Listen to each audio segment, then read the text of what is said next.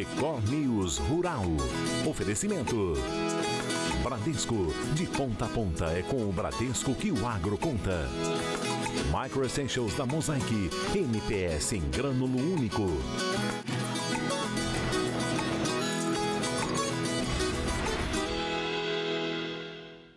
Oi, bom dia para você. O rebanho bovino brasileiro bateu recorde e cresceu 1,6% em 2023 comparado a 2022. Mas o ritmo de crescimento caiu e o mercado registrou uma menor oferta de animais. O efetivo brasileiro de cabeças de gado se mantém acima do número de habitantes do país. O rebanho bovino atingiu 238 milhões de cabeças em 2023. O aumento é de 1,6% na comparação com o ano anterior. Se a gente pegar março de 2022, foi o pico de preço do boi gordo, as principais categorias aí de bovinos, né? Então isso gerou uma maior retenção, né? Estimulou a retenção de fêmeas com matriz no rebanho e a gente viu ali uma oferta aumentando não só em 2022, como também, principalmente em 2023, aí o fruto dessa retenção do ano anterior, né? Diferentemente, agora a gente teve já, a partir aí de março de 2022, uma queda no preço que vem desestimulando desde o ano passado, portanto, 2023, essa retenção de fêmeas no rebanho com matriz, né? Ou seja, em função da menor atratividade da produção de bezerro, a gente tem descartado mais fêmeas. E aí por isso que a gente já teve um impacto na oferta de animais com uma intensidade de crescimento menor em 23 em relação ao que tinha crescido no ano anterior. Segundo a pesquisa realizada pelo IBGE, a produção pecuária é marcada por ciclos. Entre 2019 e 2022, o setor passou por uma fase de retenção de fêmeas para a criação de bezerros. Com isso, o rebanho aumentou. Apesar desse crescimento nacional, os dados da pesquisa indicam queda no rebanho bovino em algumas áreas do país, incluindo o Sudeste, importante região produtora. Pensando aí no rebanho total, né, como eu falei, corte e leite, a gente tem aí como principal estado produtor o Mato Grosso, com 33,9 milhões de cabeças. Na sequência, o Pará, com 25,04 milhões de cabeças. Goiás, 23,7. Minas Gerais, 22,5, arredondando os valores, é claro, né? Mato Grosso do Sul, na sequência, com 18,9. Rondônia, com 18,1. Bahia, com 13,3 milhões de cabeças de bovinos. E fechando aí o nono e o 10º lugar, Rio Grande do Sul, com 12,01. E o Tocantins, com 11,3 milhões de cabeças de bovinos. Em 2023, foi possível perceber os efeitos da retenção dos anos anteriores, segundo o IBGE, mas uma inversão do ciclo começou a aparecer, com um abate mais elevado de fêmeas. Para especialistas do setor, esse movimento tende a reduzir o rebanho nos próximos ciclos. Essa diminuição é vista como uma tentativa do pecuarista de recuperar os preços da carne após a queda gerada com a ampliação da oferta. Então, esse descarte maior que a gente viu de fêmea em 23 e esse ano também não ter sido diferente, já vai impactar na oferta esse ano e com mais força em 2025. Então, é bem provável que agora a gente entre aí num ciclo de menor oferta de animais no mercado, né? Provavelmente em função desse descarte maior de fêmeas pela menor atratividade aí em função da queda nos preços, né? Então, diferente do que a gente viu nos últimos anos, né, de crescimento dos abates, do rebanho, agora a gente deve dar uma recuada aí em termos de rebanho bovino e isso tende a dar uma sustentação aos preços quando a gente pensa aí no mercado do boi gordo. O Brasil é o segundo maior produtor mundial de carne bovina e o maior exportador do mundo. No ano passado, a gente teve um incremento de 0,7% no total embarcado, né, de carne bovina pelo Brasil. Foram ali quase pouco mais de 2 milhões de toneladas de carne fresca, refrigerada ou congelada, né, sem considerar os miúdos, e as transformações do Comex, né? No entanto, apesar do crescimento no volume, a gente viu um preço médio do produto exportado recuando aí mais de 20%, ou seja, 20,2% também segundo dados Comex. Um caso de raiva bovina foi registrado essa semana na zona rural de Tubarão, em Santa Catarina. A vigilância epidemiológica isolou o local e vai vacinar animais domésticos num raio de 300 metros. O animal que apresentava sintomas da doença foi sacrificado e enviado para análise, com resultado positivo para a raiva. O caso ocorreu na localidade do Sertão dos Correios, em Tubarão. A partir dessa confirmação, um bloqueio vacinal será realizado em cães e gatos da região para a prevenção de novos casos. Lembrando que esse bloqueio vacinal será iniciado num raio de 300 metros. As equipes da vigilância em zoonoses já começaram, inclusive, a vacinação de cães e gatos em um raio de 300 metros a partir do local onde o boi infectado estava. A ação visa bloquear a disseminação do vírus da raiva, protegendo os animais da região. Um levantamento, inclusive, já foi realizado pela Vigilância Epidemiológica. Antes do início desse bloqueio vacinal, os servidores da Unidade de Vigilância em Zoonoses realizaram um levantamento dos animais que serão imunizados. O procedimento seguirá o mesmo protocolo adotado anteriormente, quando foi registrado um caso de raiva em um morcego na área central da cidade de Tubarão. A prevenção é fundamental para evitar novos casos. Lembrando que a Vigilância Epidemiológica está reforçando que a vacinação de animais domésticos é a melhor forma de prevenir a raiva. Após a confirmação do caso em Tubarão, a recomendação para os moradores da região é garantir que seus pets estejam vacinados, evitando assim novos focos da doença. A jabuticaba, eleita recentemente como uma das melhores frutas do mundo, de acordo com uma plataforma internacional, tem conquistado evidência no Distrito Federal. Para manter a boa produtividade, os produtores investem na irrigação. A jabuticaba é uma fruta tipicamente brasileira, nativa da Mata Atlântica, mas se adaptou muito bem ao nosso cerrado. Só em 2023 foram cultivadas mais de 19 mil toneladas em quase 5 hectares no DF. Para ter uma produção de qualidade, é preciso uma irrigação eficiente e constante. A safra dura pouco tempo, entre agosto e novembro, mas é abundante. Orlando produz jabuticabas desde 2003. Tem cerca de 80 árvores. Tem quantas variedades? Eu estou com 2 variedades, essa híbrida e a sabará, certo? Que é a preferida. Ele conta que este ano a maioria atrasou um pouco a produção por conta da seca severa no Distrito Federal. Agora eu vou investir mais na irrigação, porque ela depende de muita água, né? Ela precisa de mais ou menos 8, 10 litros de água dia. Então eu vou melhorar a irrigação, a adubação. Tem um carinho mais especial com elas agora por diante. Agora nesse tempo seco fica bem complicado, Nossa, né? é sofrido porque a umidade é baixíssima, né? Nós estamos mais de 120 dias, eu acredito, sem chuvas, 150 sem chuvas. Nossa, até nós estamos passando dificuldade. Imagina uma planta que precisa de tanta água, né? Qual é essa variedade? Essa é a variedade nativa do Brasil, que é a sabará. Sabará. Dessa aqui eles criaram as híbridas, né? Melhorando a produção. Então ela por ser mais resistente e nativa do solo brasileiro, então ela conseguiu produzir na época certa. Mas as outras retardaram por falta de chuva, que nós estamos há tanto tempo, quase 150 dias sem chuvas, e realmente atrapalharam bem a produção. Para produzir cada vez mais e melhor, Orlando tem recebido orientações técnicas do Paulo Ricardo, da Emater. Quando nós chegamos, precisávamos mudar a irrigação, que faltava água nas plantas. Botamos um adubo sem ter nitrogênio, para ele não perder as flores, nem perigo de cair os frutos. E aumentamos a quantidade de irrigação nas plantas. Então é basicamente irrigação? Irrigação é comida, água, para fortalecer os frutos. E a planta, né?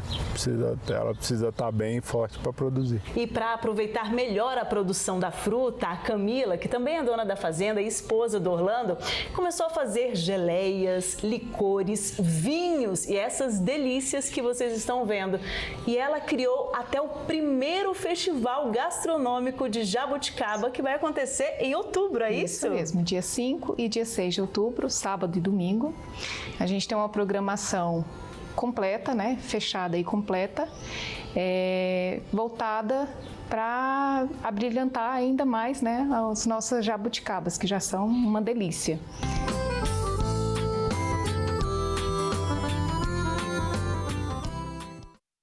Esta semana foi comemorado o Dia Internacional do Café. A data busca promover a bebida conhecida no mundo todo e tão importante para a economia do Brasil e também de outros países.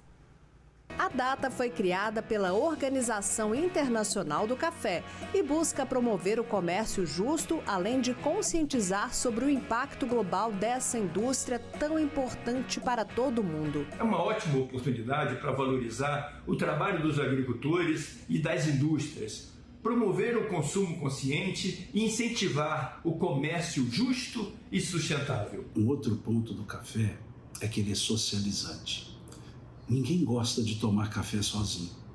Toda pessoa convida uma outra para tomar um cafezinho.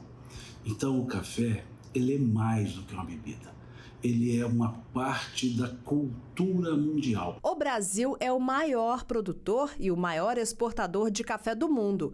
Por isso, é importante que o país comemore a data. Segundo o terceiro levantamento divulgado pela Conab, a safra de 2024 do café está estimada em 54.790.000 sacas beneficiadas, juntando as duas espécies, arábica e canéfora. Para o Conilon, a produção é estimada em 15.200.000 sacas, com o Espírito Santo sendo o principal produtor do país. Já para o arábica, a estimativa aponta para uma produção de 39.590.000 sacas. Minas Gerais, principal produtor de café no Brasil, vai ser responsável pela colheita de 27.690.000 sacas de arábica. Patrocínio, no Cerrado Mineiro, é o município que mais produz cafés no Brasil. Para o diretor-presidente executivo da Expocacer, Cooperativa de Cafeicultores do Cerrado Mineiro, é fundamental que se celebre a data. Então vejamos o quão importante é comemorarmos o Dia Internacional do Café, da origem para o consumo. Aqui, da nossa origem, a origem controlada, a primeira denominação de café, a primeira denominação de origem para o café do Brasil.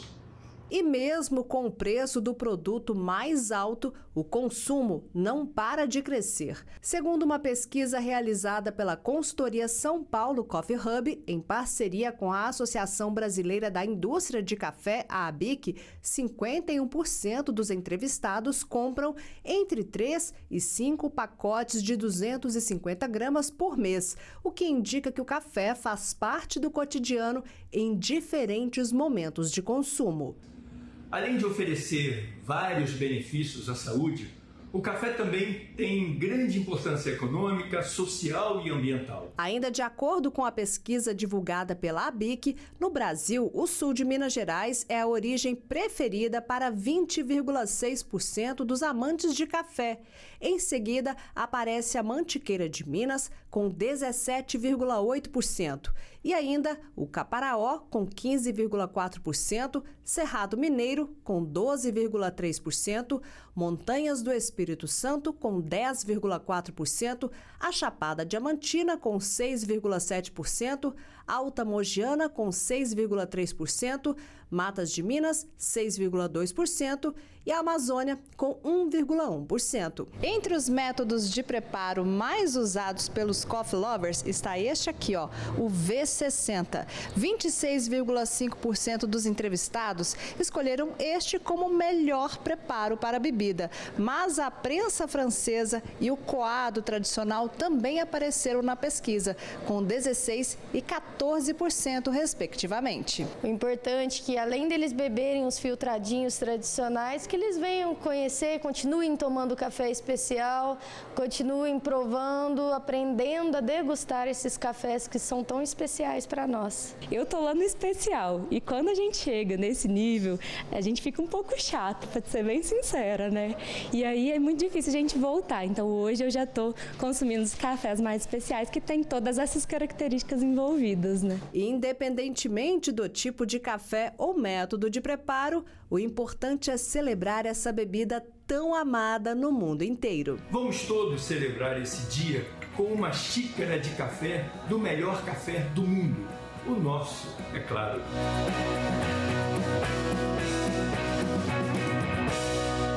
O preço do azeite está nas alturas, reflexo das mudanças climáticas. Uma alternativa pode vir dos laboratórios. Uma pesquisa que vem sendo desenvolvida pela Embrapa Soja, com sede em Londrina, no Paraná, busca dar ao óleo de soja, normalmente usado para as frituras por imersão, propriedades semelhantes às do azeite de oliva. E quem chega para explicar tudo para a gente é o Marcelo Fernandes de Oliveira, que é pesquisador da Embrapa Soja. Marcelo, bom dia, seja muito bem-vindo ao Record News Rural. Bom dia, Kelly, eu que agradeço, estamos à disposição de vocês para essa nova pesquisa que está sendo novidade no Brasil. Marcelo, agora, essa pesquisa não começou agora não, né? Com essa explosão do preço do azeite. Conta pra gente quando vocês iniciaram os estudos. A Embrapa iniciou os estudos em 2014, principalmente para tentar buscar trazer no óleo de soja, que é um produto muito expressivo dentro do Brasil, principalmente porque ele é um subproduto da soja, onde o produto principal é o farelo. E o óleo de soja, quando ele comparado com os outros óleos de canola e de girassol, ele era sempre dito como um óleo muito pobre na composição química desse óleo. Então aí a gente tentou fazer com que a gente fosse buscar mudanças na composição desse óleo na soja, para tornar ele um óleo tão nobre como o óleo de canola, de girassol, e por que não até mesmo comparar ele com características químicas a um azeite de oliva. Marcelo, a gente pode dizer que essas mudanças, então, podem deixar esse óleo mais saudável?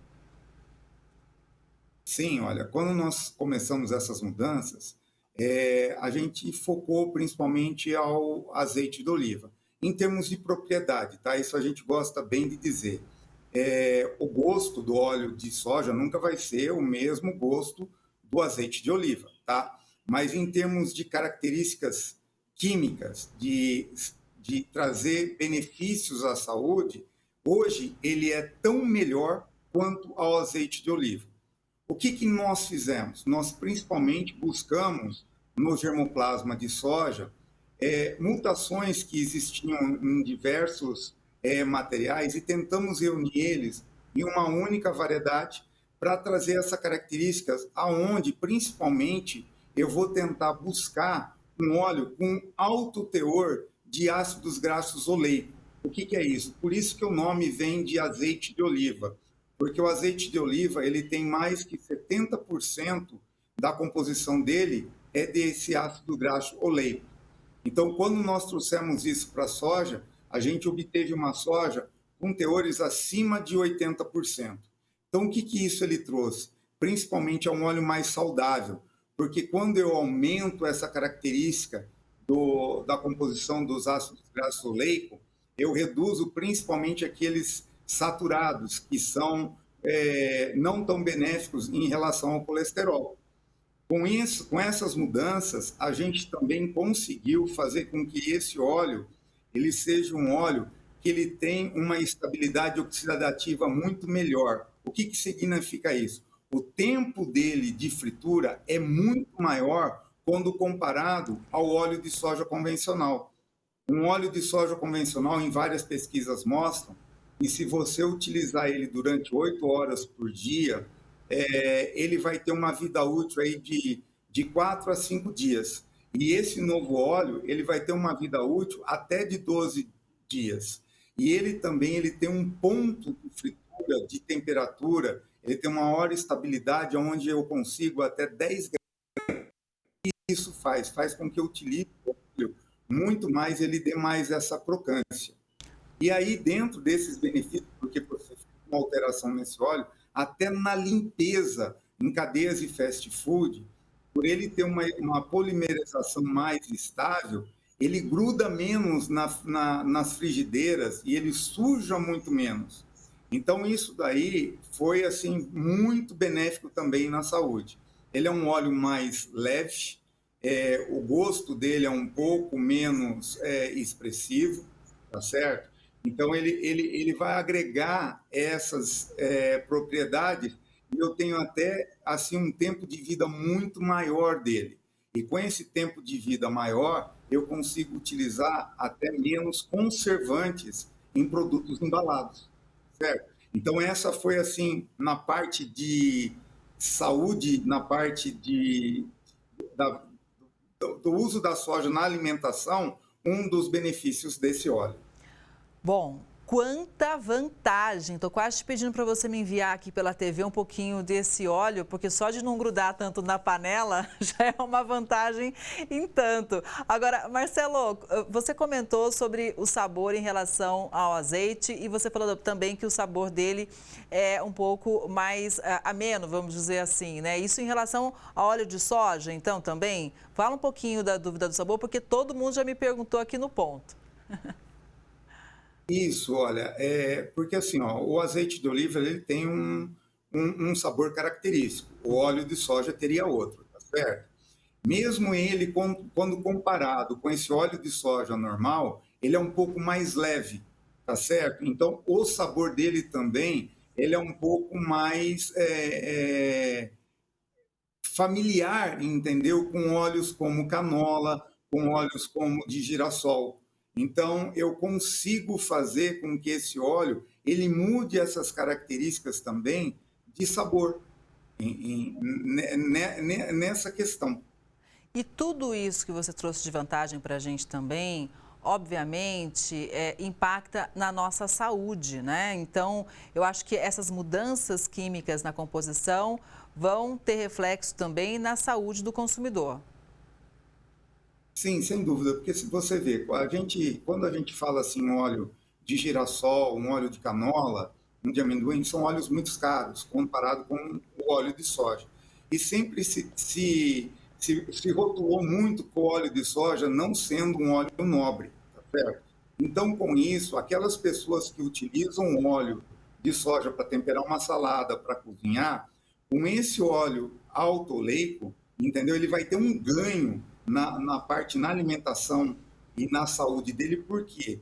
Porque eu estou praticamente reduzindo mais ou menos uns 20% na composição dos ácidos graxos saturados.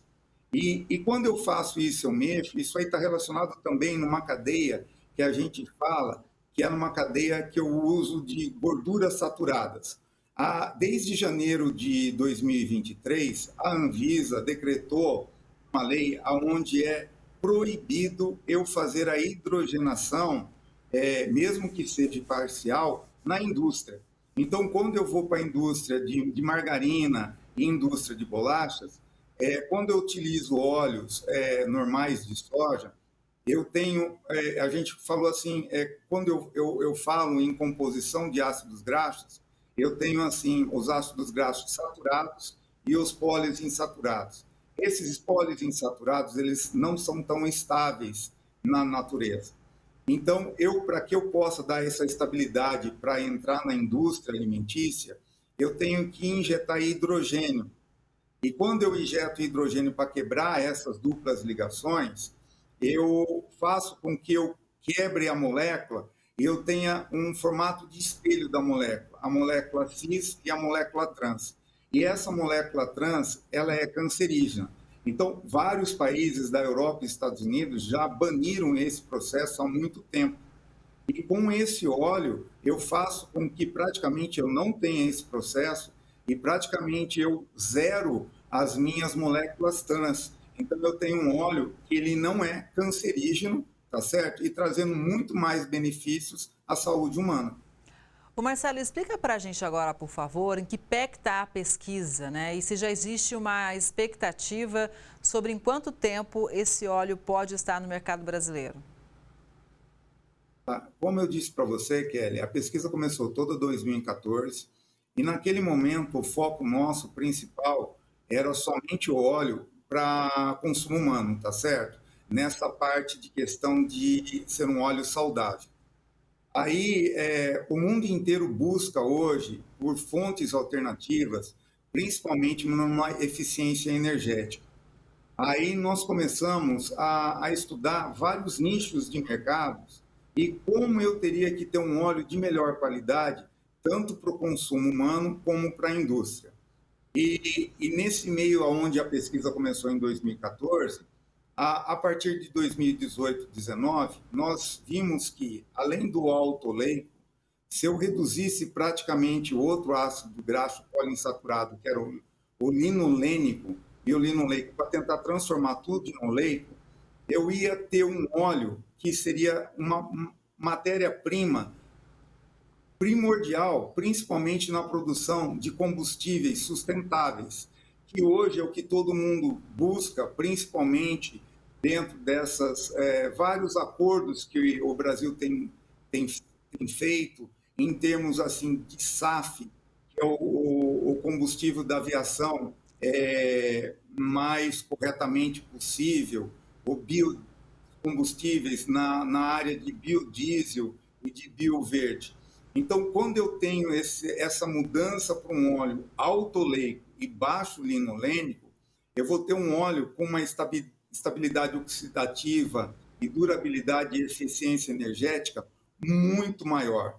E quando eu comparo esses outros óleos com esse óleo de soja alto oleico e baixo linolênico, ele vem encaixar perfeitamente nesse mercado de combustíveis, principalmente quando eu falo de aviação, que eu tenho ambientes extremos, que são ambientes com diferenças térmicas e que eu tenho que ter um óleo mais estável, e principalmente em relação a essa estabilidade oxidativa que ele tem. Então, quando eu tenho um óleo de girassol alto oleico, eu consigo facilmente utilizar ele em processos de refino e de hidrotratamento, que são essenciais nessa parte de produção desse SAF, que é esse combustível para aviação. E nós temos aí um processo, durante os próximos anos, onde nós vamos ter que fazer a substituição praticamente desse combustível fóssil ou desse SAF que é utilizado hoje de outras maneiras, para algo que eu tenha uma menor emissão de CO2, contribuindo para esse processo de descarbonização do setor aéreo, tá certo? E isso aí é principalmente uma fonte tão comparável com dos combustíveis fósseis. Então, assim, nós estamos sendo o mais ambientalmente correto. Quando eu venho daí para a parte desse SAF, praticamente esse óleo de soja alto oleico, baixo linolênico, ele não vem fazer com que haja mudança nenhuma, tanto na parte da infraestrutura de distribuição, armazenamento, ou até mesmo das aeronaves. Então, isso permite com que eu vá fazendo uma adoção gradual nesse processo, sem grandes custos operacionais. E aí, a parte de biodiesel e desse bioverde, que é esse diesel green que o povo vem falando, esse óleo ele vem principalmente para desempenhar um papel crucial na substituição dos combustíveis fósseis, entendeu? Principalmente nos setores terrestres, marítimos e industrial. Esse óleo, ele com essas características que ele tem, ele consegue ter um poder oxidativo muito melhor e aguentar temperaturas muito mais elevadas. Então, ele está sendo usado na parte de óleos lubrificantes, de pneu. Então, assim, eu agrego os valores. Então, quando a gente viu essa nova perspectiva, a gente vinha numa linha de pesquisa de desenvolver uma soja alto oleico, aí a gente praticamente substituiu essa soja para ser uma soja alto oleico e baixo linolênico. Então, nós estamos no processo de desenvolvimento de variedades. Nós acreditamos aí que dentro de uns 4 anos nós tenhamos os primeiros materiais para que a gente possa apresentar ao setor, mas não adianta só eu ter a variedade. Eu preciso ter um setor totalmente integrado. Então, eu preciso ter políticas públicas, eu preciso ter a indústria, a produção de semente, o produtor de grão, todo mundo conversando dentro de uma mesma linha. E é esse o trabalho que a Embrapa agora vai tentar coordenar dentro do Brasil, em termos de coordenar essa cadeia produtiva para que eu tenha uma nova opção e que eu possa tanto agregar no mercado visando a saúde humana, como essa outra forma de uma fonte de energia sustentável. E a gente vai seguir acompanhando de perto. Marcelo, muito importante essa pesquisa da Embrapa Soja, mais uma pesquisa importante da Embrapa.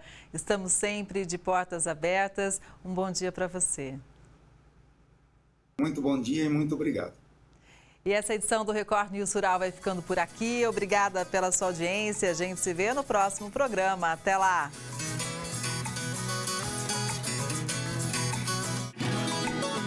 Record News Rural. Oferecimento. Bradesco, de ponta a ponta é com o Bradesco que o agro conta. Micro Essentials da Mosaic, NPS em grânulo único.